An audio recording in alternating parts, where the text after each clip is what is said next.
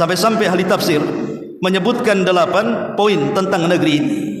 Pertama, ketika Allah Subhanahu wa taala mengatakan baldatun thayyibatun wa rabbun ghafur, itu satu, baldatun thayyibatun wa rabbun ghafur menjadi kalimat yang menggambarkan betapa subur dan makmurnya negeri Sabah. Yang kedua, negeri yang selaras antara kebaikan alam dan kebaikan perilaku penduduknya. Jadi alamnya menghasilkan, penduduknya juga ramah-ramah. Yang ketiga, negeri yang subur makmur, tetapi penduduknya tidak lupa bersyukur kepada Allah Subhanahu wa taala. Makanya semakin hari nikmat semakin luas. Kemudian yang keempat, negeri yang seimbang antara kebaikan jasmani ataupun rohani penduduknya. Kemudian yang kelima, negeri yang aman, tidak punya musuh, tidak ada perkelahian di dalamnya, baik musuh dari dalam ataupun musuh dari luar. Dan yang keenam, negeri yang maju dalam ilmu agama maupun ilmu dunia. Dan yang nomor 7, negeri dengan penguasa yang adil, soleh, serta penduduknya dihormati negeri-negeri yang lainnya. Dan yang terakhir, negeri yang di dalamnya terjalin hubungan harmonis antara pemimpin dan masyarakatnya. Itulah gambaran negeri Sabah. Saking indahnya negeri ini sampai dijadikan nama satu surat dalam Al-Quran, Suratul Sabah.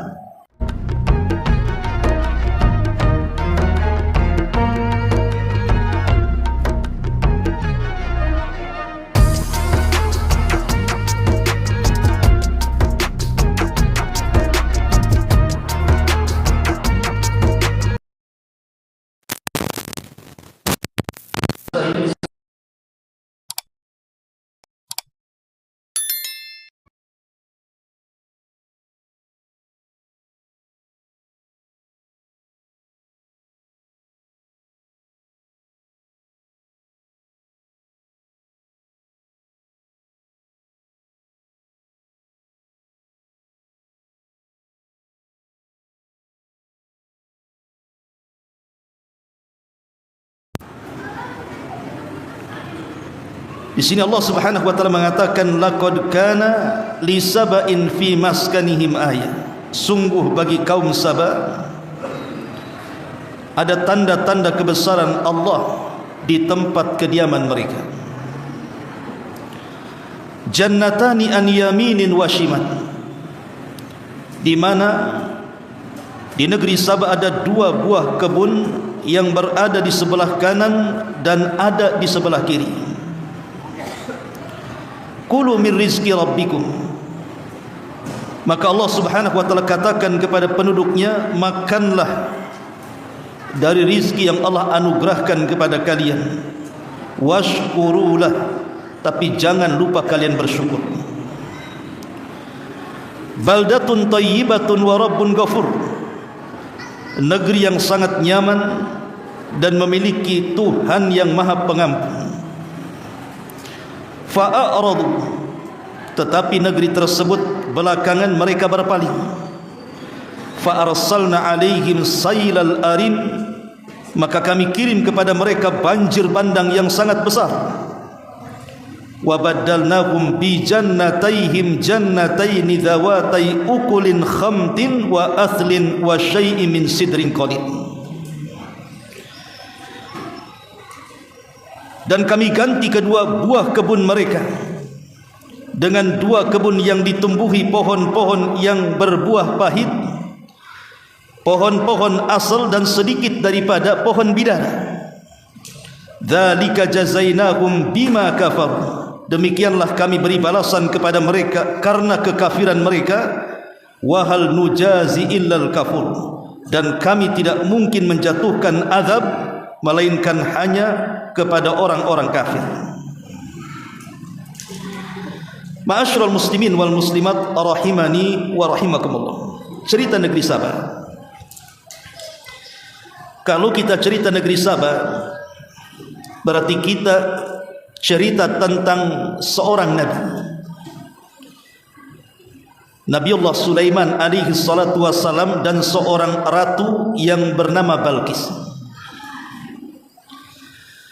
Satu hari Nabi Sulaiman pernah membariskan pasukannya. Tiba-tiba ada satu pasukan burung tidak nampak di pasukan tersebut. Pasukan burung itu disebut hudhud. Maka setelah kemudian Nabi Sulaiman marah, kemudian mengancam, lau adzibannahu adzaban syadida aw la adzbahannahu aw la ya'tiyanni bi sultanin mubin. Kalau si Hudhud itu tidak nampak di mataku sekarang, kupastikan aku akan hukum dia dengan sangat berat, atau kusembelih dia, kecuali kalau dia mendatangkan kepadaku satu bukti yang bisa menjelaskan alasan ketidakhadirannya. Tiba-tiba Hudhud selang setelah Nabi Sulaiman memberikan ancaman, muncul pula dia di situ. Kemudian dia mengatakan, inni wajadtum ra'atan tamlikuhum wa utiyat min kulli syai'in wa laha arsun azim. Kata Hudhud, wahai Sulaiman, baru saja aku terbang dan aku melihat ada satu negeri di mana negeri tersebut disebut Sabah. Sungguh aku dapati pemimpin di negeri tersebut adalah seorang wanita, dan sungguh negeri tersebut memiliki singgasana yang sangat besar.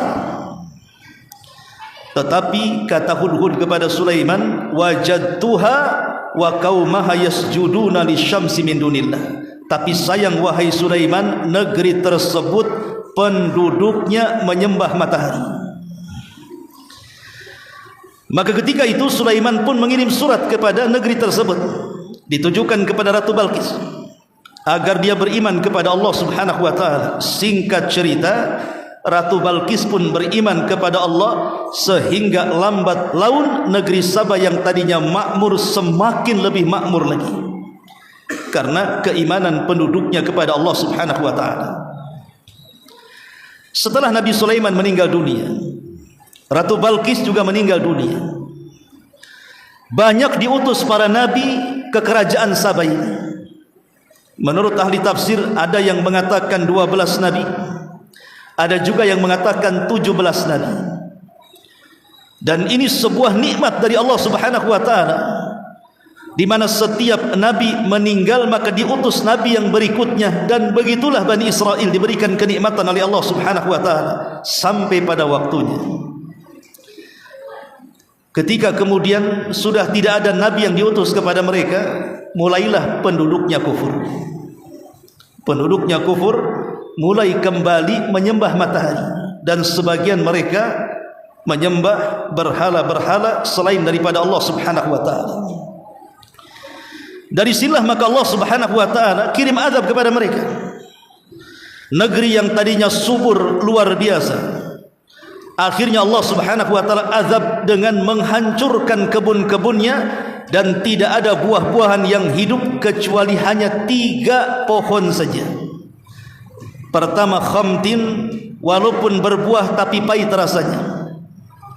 Kemudian aslin, memang pohonnya besar, rindang, tidak ada buah, hanya ada naungannya saja. Kemudian sidr, ma'ruf pohon sidr, pohon bidara, itu buahnya kan kecil-kecil, tidak mungkin mengenyangkan penduduknya. Begitulah Allah Subhanahu wa taala berfirman, la in syakartum la azidannakum wa la in kafartum inna adzabi lasyadid. Kalau kalian syukur, ku tambah nikmatku, tapi kalau kalian kufur, azabku sangat pedih. Surah As-Saba ini sebenarnya ada asbab nuzulnya.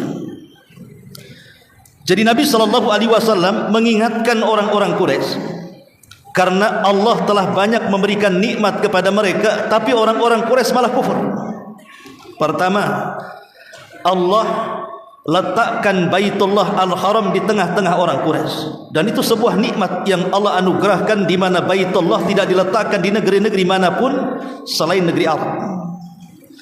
Yang kedua, setelah peristiwa Abrahatul Asram, penyerangan Ka'bah oleh Abraha dengan pasukan gajahnya, kemudian Allah Subhanahu wa taala azab mereka dengan burung ababil, sehingga tidak ada yang tersisa dari pasukan Abraha kecuali lenyap dan dilulantakkan Allah.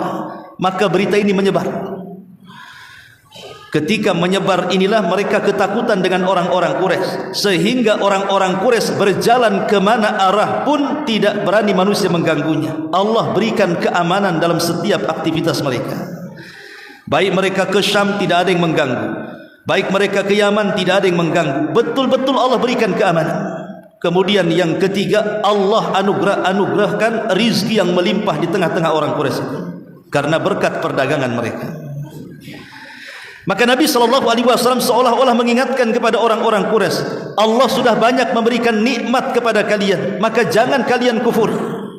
Kalau kalian kufur nikmat, tidak bersyukur kepada nikmat Allah, tidak mentauhidkan Allah, maka nasib kalian sama dengan nasibnya kaum Sabah. Disinilah turun ayat, laqad kana li saba'in fi maskanihim ayat. Sungguh bagi kaum Sabah ada tanda-tanda kekuasaan Allah di tempat kediaman mereka. Jannatani an yaminin wa shimal, karena ada dua belah kebun yang sangat besar yang terbentang sebelah kiri dan kanan mereka. Ma'asyiral muslimin yang dimuliakan Allah Azza wa Jalla, kenikmatan kaum Sabah saya akan rinci sedikit. Betapa indahnya kaum Sabah ini.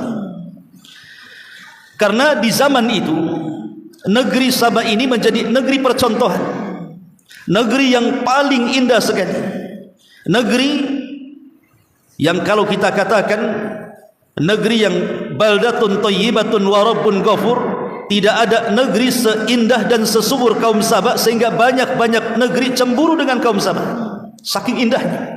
Makanya Allah istilahkan dengan sorga. Pertama, ahli tafsir seperti yang dikatakan Imam Qatadah rahimahullahu ta'ala, di negeri Sabah ini, kalau ada seorang wanita hendak memanen buah-buahan di kebunnya, itu tidak perlu dipetik, cukup diletakkan keranjang di atas kepala, masuk ke dalam kebun, keluar kebun sudah penuh tuh keranjang dengan buah-buahan itu. Karena ajaib itu. Masa tidak dipetik, tahu-tahu jatuh ke keranjangnya, kemudian keluar keranjangnya sudah penuh. Nikmat mana lagi yang Allah anugerahkan kecuali kepada kaum Sabah ini. Yang kedua, di mana negeri Sabah ini tidak pernah kekurangan air, karena dia punya irigasi besar yang berada di Ma'rib, seolah-olah air itu mengalir setiap hari tanpa kekurangan sama sekali. Dan anugerah air ini sangat besar, karena Allah Subhanahu wa taala mengatakan wa ja'alnal ma' likulli syai'in hayyin, kami jadikan air itu segala sesuatu menjadi hidup. Yang ketiga, cuaca yang baik. Jadi kalau seandainya ada orang-orang yang masuk ke negeri Sabah, mereka membawa penyakit dalam badannya, masuk ke negeri Sabah sembuh penyakitnya. Bahkan kalau seandainya di kepalanya banyak kutu, di zaman itu kan banyak kutu tuh. Zaman saya masih kecil-kecil saja, rata-rata orang itu punya kutu di kepalanya. Nanti sama ibunya dicari, kemudian digigit, tah dimakan, tah diludahkan. Yang jelas zaman dulu banyak kutu. Jadi kalau ada orang yang banyak kutu di kepalanya masuk ke negeri Sabah, mati semua tuh kutu-kutunya. Kalau di kita kan terbalik, datang ke Batam tak ada kutu, masuk Batam pula banyak kutu. Ya. Jadi ini negeri yang luar biasa, memiliki cuaca yang bisa membunuh kuman-kuman dan penyakit-penyakit. Ini yang ketiga. Yang keempat, bukan hanya itu saja, kebun negeri Sabah itu tidak ada binatang-binatang baik kecil ataupun besar. Tidak ada kecoa, tidak ada lipan, tidak ada ular, tidak ada kalajengking, tidak ada semut, tidak ada nyamuk, tidak ada apapun masuk ke dalam kebun tidak gatal. Kalau kita masuk antum ke kebun Jabal Uhud sana, macam-macam binatang ada di sana. Keluar diam saja, masuk diam saja, keluar dari kebun garu-garu. Itu di negeri kita. Di negeri Sabah subhanallah tidak ada binatang kecil ataupun besar. Kemudian yang kelima, nikmat yang Allah Subhanahu wa taala anugerahkan kepada mereka, Allah utus banyak utusan. Banyak sekali utusan. Tadi saya katakan ada 12, ada sampai 17. Begitulah Bani Israel, Allah Subhanahu wa taala berikan utusan, dan lebih daripada itu Allah gambarkan baldatun thayyibatun wa rabbun ghafur. Negeri yang dikatakan baldatun thayyibatun, atau istilah kita ini gemah rifah loh jinawi toto tentrem kartara harjo, atau itu istilahnya gitu ya. Seingat saya itu kalau menggambarkan sebuah negeri itu ya begitu orang negeri kita itu, saking indahnya ya. Baldatun thayyibah, negeri yang indah, wa rabbun ghafur, Rabb Maha Pengampun karena memang penduduknya mentauhidkan Allah Subhanahu wa taala. Coba negeri mana lagi? Sampai-sampai ahli tafsir menyebutkan 8 poin tentang negeri ini. Pertama, ketika Allah Subhanahu wa taala mengatakan baldatun thayyibatun wa rabbun ghafur, itu satu, baldatun thayyibatun wa rabbun ghafur menjadi kalimat yang menggambarkan betapa subur dan makmurnya negeri Sabah. Yang kedua, negeri yang selaras antara kebaikan alam dan kebaikan perilaku penduduknya. Jadi alamnya menghasilkan, penduduknya juga ramah-ramah.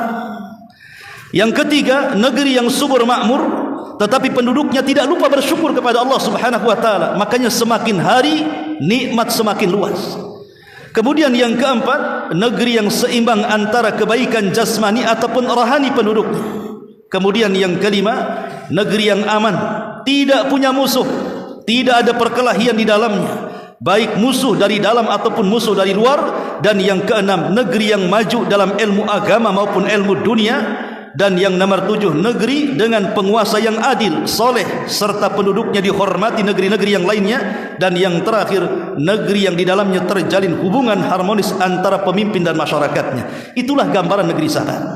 Saking indahnya negeri ini sampai dijadikan nama satu surat dalam Al-Quran, Suratul Sabah. Lalu apa dan siapa Sabah ini? Ma'asyiral muslimin yang dimuliakan Allah Subhanahu wa taala, dalam sebuah hadis Nabi SAW pernah ditanya tentang siapa atau apa Sabah itu. Apakah Sabah itu ardun, dia sebuah negeri, atau imra'atun, dia sebuah wanita? Maka Rasul mengatakan Sabah itu laisa bi ardin wala imra'atin, dia bukan negeri, bukan juga nama wanita. Walakinnahu rajulun, tapi Sabah itu nama seorang raja. Wulida asyratun minal arabi, di mana dia memiliki 10 anak keturunan Arab. Kemudian dari anaknya ini yang 6 tinggal di Yaman, yang kemudian akan menjadi kabilah-kabilah negeri Yaman, dan yang 4 tinggal di Syam. Jadi dahulu ada seorang laki-laki, ada yang mengatakan namanya Amir, ada yang mengatakan namanya Abdus Syams. Itulah raja yang menguasai Son'a Yaman. Satu hari raja ini melihat ada air yang melimpah di daerah Ma'rib. Kebetulan saya pernah belajar di Ma'rib. Jadi Ma'rib itu oleh sang raja dibuat irigasi, bendungan besar dengan dipancangkan kayu-kayu besar, sehingga dari bendungan inilah keluar irigasi yang kemudian mengairi seluruh kebun-kebun di negeri Sabah. Lah karena kemajuan pesat Ma'rib di kala itu, akhirnya Ma'rib dijadikan ibu kota. Karena dari situlah penghidupan orang-orang Sabah di kala itu. Bahkan waktu saya pernah belajar di satu tempat namanya Bene Dhobian, kebetulan markas tempat saya belajar belakangnya itu ada sungai. Itulah yang disebut dengan Sail Arim yang disebutkan dalam ayat ini. Jadi di belakang pondok itu ada sungai disebut Sail Arim. Itu ya sejarah kerajaan Sabah juga. Jadi kalau di Ma'rib itu bendungan diangkat, maka kemudian sungai itu akan menjadi sungai, banjir gitu ya. Tapi kalau seandainya bendungannya ditutup, maka sungai itu menjadi kering dan berubah menjadi jalan. Jadi terkadang jadi sungai, terkadang jadi jalan, tergantung bendungannya tadi. Kalau lagi diangkat bendungannya, banjir, maka jadilah jalan itu menjadi air, itu disebut Sail Arim. Tapi kalau seandainya ditutup bendungannya, jadi jalan. Yang luar biasanya, kalau sudah 2-3 hari itu, biasanya kan airnya nyusut tuh. Nanti ada genangan-genangan di jalan-jalan yang sifatnya rendah, disitulah macam-macam ikan ada. Bahkan hampir setahun saya di situ itu makan ikan saja setiap hari. Ikan mujair. Mana Ustaz Aswad? Mana Ustaz Aswad tuh ceritanya. Jadi di situ ikan mujair itu bukan segede gini, ikhwan. Itu segini. Antum nangkap ikan mujair itu bukan kayak kita pakai mancing, ribuan tinggal diambil saja karena orang situ dah suka ikan. Bahkan ada satu ikan itu mungkin kayak kalau di kita itu disebut gabus ya, itu 1 meter itu banyak, segede paha. Itu kalau ditangkap diam saja, makanya kita istilahkan ikan bodoh-bodoh. Orang Yaman akhirnya ngikut ikan bodoh katanya, padahal itu kita yang ngasih nama ikan bodoh-bodoh, kan ditangkap diam saja. Lah setiap hari kita makan ikan di situ. Karena kebetulan orang-orang Libya itu tidak suka makan ikan, ya kita aja yang suka makan ikan di situ. Hampir setahun saya makan ikan di situ. Jadi negeri Sabah ini letaknya di Jazirah Arab, lebih tepat di Yaman, lebih tepat di Ma'rib. Karena di situ ada bekas peninggalan Ratu Balkis, menjadi destinasi wisata. Ya, artinya banyak orang yang ke situ kemudian selfie ingin melihat peninggalan kerajaan Sabah. Lah ma'asyiral muslimin yang dimuliakan Allah Subhanahu wa taala, negeri Sabah ini negeri yang sangat subur luar biasa. Sampai-sampai kalau ada orang yang safar dari Yaman ke Syam, itu tidak perlu bekal. Kenapa tidak perlu bekal? Karena airnya jernih, sepanjang jalan ada sumber air bisa minum dengan puas, dan kalau lapar tinggal metik saja. Jadi bulak balik ke Syam itu tidak perlu bawa bekal. Bahkan seorang wanita sendirian tanpa mahram tidak ada yang berani mengganggunya. Saking nikmatnya negeri tersebut. Tapi sayang, penduduknya kufur. Ketika penduduknya kufur itulah akhirnya Allah Subhanahu wa taala katakan kepada mereka, fa'aradu fa'arsalna 'alaihim sailal arim. Ketika mereka berpaling, maka kami kirim kepada mereka banjir bandang yang luar biasa. Tahu penyebabnya? Penyebabnya adalah beberapa tikus sebesar kucing. Tikus got kalau kita istilahkannya. Kalau tikus rumah kan curut kecil. Kalau tikus gos itu kan gede-gede tuh. Kalau ketemu kucing yang lari itu. Kalau saking gedenya. Jadi tikus-tikus itu menggerogoti bendungan Ma'rib. Karena di zaman itu kan bendungan bukan pakai ready mix kayak kita sekarang. Kalau sekarang pakai ready mix, tikus menggerogoti apa enggak habis tuh gigi tikus tuh. Ya karena zaman itu kan pakai kayu, sehingga tikus bisa menggerogoti. Lah karena keasikan penduduk Sabah terlena dengan dunia, lupa mengecek jembatan, lupa merawat jembatan, sampai pada waktunya Allah izinkan satu kayu keropos, kemudian bendungan itu menjebol, air itu menjebol bendungan, akhirnya kemudian melululantakkan satu negeri Sabah. Banyak yang meninggal, sebagiannya akhirnya keluar dari negeri Sabah dan minta suaka ke Madinah. Dan ketika itu tidak ada lagi satu tumbuh-tumbuhan yang selama ini menghiasi negeri Sabah sehingga diistilahkan sorga, sehingga Allah Subhanahu wa taala hanya menyisakan 3 tumbuhan saja. Yang disebutkan dalam Al-Qur'an tadi, Allah Subhanahu wa taala katakan apa? Ukulin khamtin wa athlin wa syai'in min sidrin qalil. Dan sampai hari ini saya lihat di Ma'rib itu memang gersang di sana. Ya, yang ditumbuhi hanya sekedar bidara, di mana-mana ada. Kemudian pohon asal itu pohon yang besar, hanya diambil naungannya, tidak ada buahnya. Kemudian khamtin itu ada semacam pohon khamat, itu tidak bisa dimakan karena pahit rasanya. Kalaupun sekarang kemudian di Ma'rib subur, itu karena alat yang ada di zaman sekarang dengan teknologi, barulah kemudian merubah padang pasir jadi sawah. Itu pun hanya sebentar saja. Ma'asyiral muslimin yang dimuliakan Allah Subhanahu wa taala, begitulah bagaimana Allah Subhanahu wa taala menghancurkan negeri Sabah. Makanya Allah katakan, dzalika jazainahum bima kafaru wa hal nujazi illal kafur. Demikianlah kami memberikan balasan kepada mereka karena kekafiran mereka, dan kami tidak mengazab mereka melainkan hanya kepada orang-orang yang kufur. Karena negeri Sabah ini kufurnya dari 2 arah. Pertama, kufur nikmat. Yang kedua, kufur kepada Allah Subhanahu wa taala alias melakukan kesyirikan, double kekufurannya. Makanya kemudian diazab oleh Allah Subhanahu wa taala, dan negeri yang dulunya indah menjadi runtuh, menjadi cerita di dalam Al-Qur'an.